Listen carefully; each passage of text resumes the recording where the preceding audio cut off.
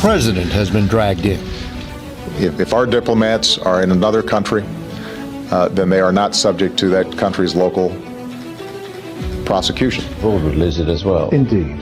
And diplomatic immunity is not something that started with the Cold War. Diplomatic immunity develops in its modern form in the 15th century in Italy. It doesn't really matter whether he was a diplomat or not. A murder is a murder and a murderer is a murderer. Aduh, gimana nih? Hajwa, Vivi, kenapa? Kamu bisa tolongin tugas aku nggak sih?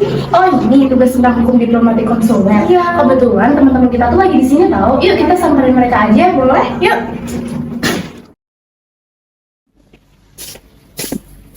Hai guys. Halo. Apa nih? Jadi ini tadi nanya ke aku tentang hukum diplomatik konsuler. Nah, kita tuh pengen tahu sih detail-detail hukum diplomatik konsuler. Tapi sebelum tahu detailnya, aku pengen tahu nih menurut kalian nih hukum diplomatik konsuler itu apa sih?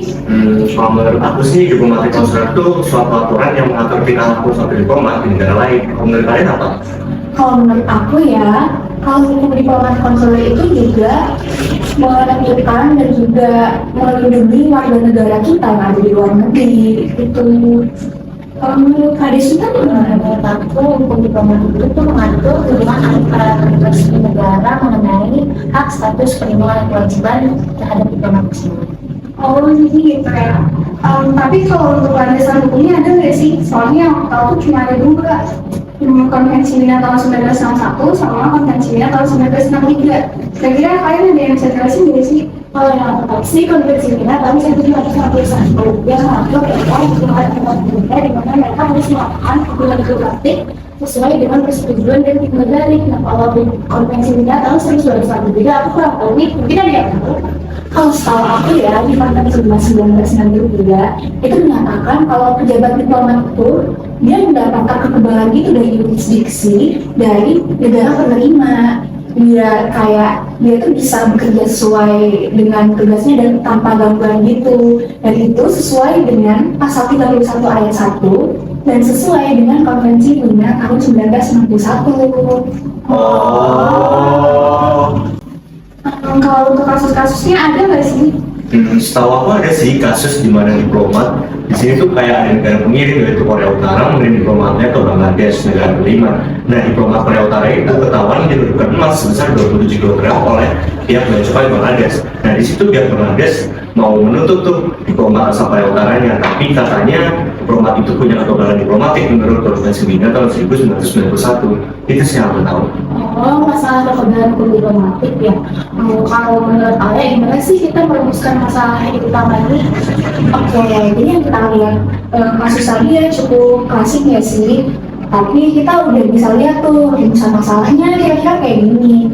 Jadi apakah negara penerima itu bisa menuntut diplomat dari negara pengirim? Ya mengetahui walaupun dia punya kekebalan diplomatik sih, cuman dari sini kita bisa lihat tuh di konvensi-konvensi yang ada. Sounds good. Nah, aku jadi penasaran nih detailnya. Tapi kalau menurut itu gimana sih hukum diplomatik konsuler yang saat ini relevan, yang kondisinya tuh saat ini kayak relevan gitu? Jadi intinya diplomat itu punya kekebalan dari jurisdiksi sipil, pidana, dan administratif dari negara penerima, kecuali negara itu mencabut kekebalannya. Tapi di sisi lain ada juga hukum konsuler yang diatur dalam Konvensi Wina tahun 1963, tapi kekebalannya itu terbatas. Itu nggak sih Kak? Iya, benar banget. Ketika kita ngomongin negara hubungan diplomat, nggak lepas dari kekebalan hukuman lokal. Tapi nggak bisa enaknya juga, karena kekebalan diplomat ini tuh punya batas. Di dalam beberapa kasus, negara asal tuh bisa mencabut kekebalan tersebut jika situasinya memang besar. Jadi paham nih gambaran dasar hukumnya. Jadi pengen lebih spesifik lagi deh, kira-kira aturan konvensi Wina 1991 yang relevan terkait kasus ini apa sih Alia? Oke, jadi setahu aku ya, hal yang kayak gini tuh diatur dalam pasal 31 yang berbunyi kalau diplomat itu punya kekebalan jurisdiksi dari negara penerima. Jadi ya secara hukum diplomat itu nggak bisa dituntut. Nah, namun hal tersebut disinggung juga nih dengan pasal 32 yang dimana dari negara pengirim itu sendiri bisa tuh mencabut kekebalan hukum itu. Ya kalau ada negara pengirim memang sih. Tapi biasanya dalam kasus diplomatik, negara-negara itu nggak langsung mencabut kekebalan diplomatiknya sih, karena hal tersebut bakal benar-benar mempengaruhi hubungan antar negara. Biasanya solusi diplomatik lebih dipilih kayak mengusir diplomatnya ataupun mencari jalan tengah. Ingat nggak sih kalian tentang kasusnya Raymond Davis di Pakistan tahun 2011? Waktu itu panas banget tuh karena 2 kontrak Amerika Serikat itu nembak 2 warga sipil. Nah, situ Amerika Serikat langsung ngeklaim kekebalan diplomatiknya. Bener banget, berarti memang bener banget kasus itu ada ketegangan di antara Amerika Serikat sama Pakistan. Sampai akhirnya si Davis itu dibebaskan setelah negosiasi yang sangat ribet banget gitu. Terus ada kasus lain yang mirip yaitu kayak Georgia diplomat yang terjadi pada tahun 2002 di Amerika Serikat. Kebetulannya karena si diplomat Georgia ini menabrak seorang yang meninggal karena dia mabuk. Lalu Georgia diplomat ini dicabut kekebalan diplomatnya dan diadili di pengadilan Amerika Serikat. Oh iya, aku juga ada contoh kasusnya nih tentang saudara seangkatan di Kuwait. Jadi ada seorang diplomat yang dituduh memperlakukan buruk pekerja rumah tangganya. Terus Kuwait itu menolak untuk mencabut kekebalan diplomatik itu. Terus diplomatnya jadi nggak bisa jadi.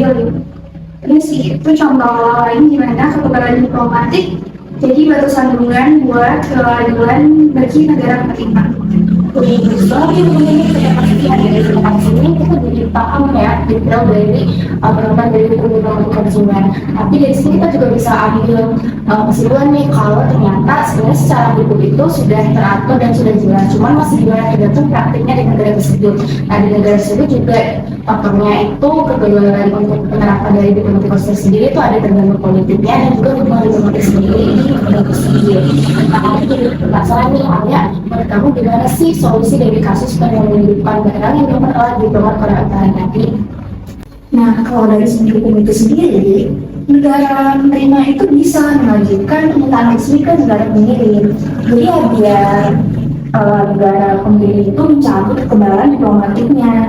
Jadi diplomatik itu bisa diadili. Tapi ya kalau dari negara pengirim yang nggak mau, biasanya itu cuma dipulangkan aja. Jadi kasusnya cukup sampai di situ. Kita sih yang ketahui ya.